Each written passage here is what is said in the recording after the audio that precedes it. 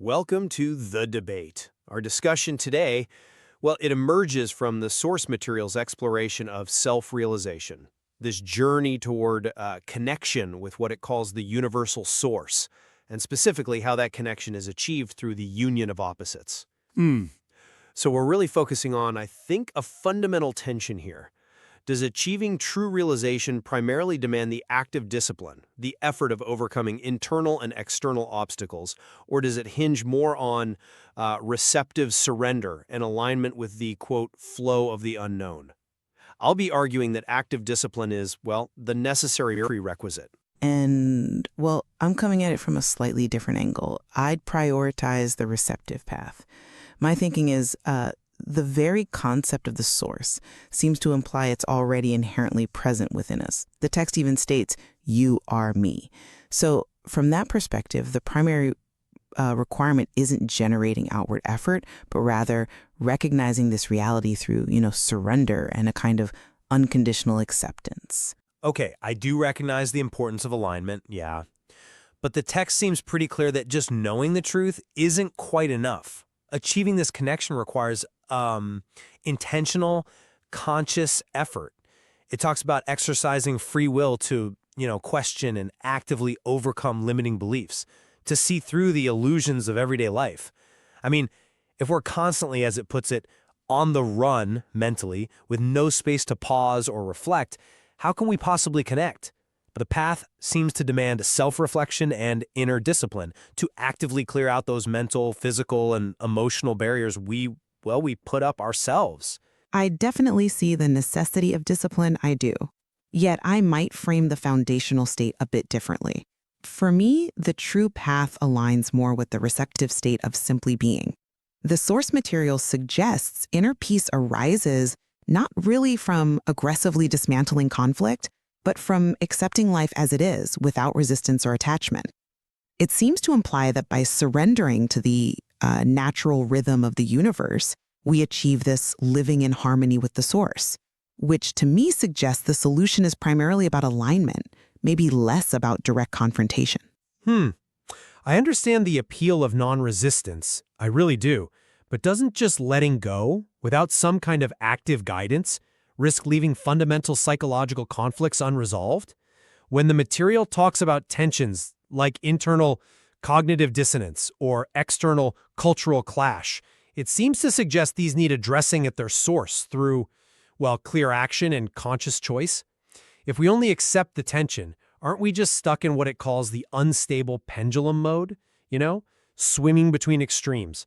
It feels like active effort and some mental structuring are pretty essential to find that stable center, the balance mode, and actually integrate these opposing forces into a coherent whole. That's a strong point about instability, yeah. But I wonder if the text suggests a slightly different purpose for conflict. Perhaps conflict often functions more like a mirror of one's own aspects, revealing these unconscious parts of ourselves that have not yet been fully integrated. Now, if we approach that mirror with a purely aggressive, active dismantling mindset, don't we risk sort of shattering the mirror, or at least missing the reflection it's offering? I think the text implies growth can happen through a more receptive understanding, accepting that these contradictions exist within us, and allowing those parts to integrate more, let's say, naturally, through self-compassion, rather than forcing them into place with a rigid mental structure. But surely we must actively push through psychological resistance sometimes, especially when facing societal pressures. Integrating that active principle feels crucial for overcoming things like the fear of identity loss, or those limiting expectations that, tell us we can't be both assertive and show emotion. Vulnerability, the text implies, is a form of strength, I agree. But displaying it often demands active courage, a purposeful use of will to move beyond those deeply ingrained societal beliefs that might equate vulnerability with weakness. If we don't actively claim our space, don't those external limitations just stay dominant? I see that point, especially regarding courage, yes. But maybe consider the mechanism by which we experience those external challenges. If the universal source connects us all, the I am everything idea, then maybe when we focus primarily on establishing that fundamental interconnection, the demands and judgments from the outside world start to lose their psychological grip. The text mentions gaining serenity and humor on the shared holodeck of life through maintaining receptive inner harmony. So maybe the struggle against external pressure diminishes more naturally when that foundation of inner wholeness is secured, which would require less outward fighting and more continuous inward alignment. So ultimately, my position really holds that the search for the source is fundamentally an intentional, disciplined process. It demands the continuous application of will, a focused effort to overcome these deep-seated blockages and illusions that will prevent us from recognizing that inherent wholeness in the first place.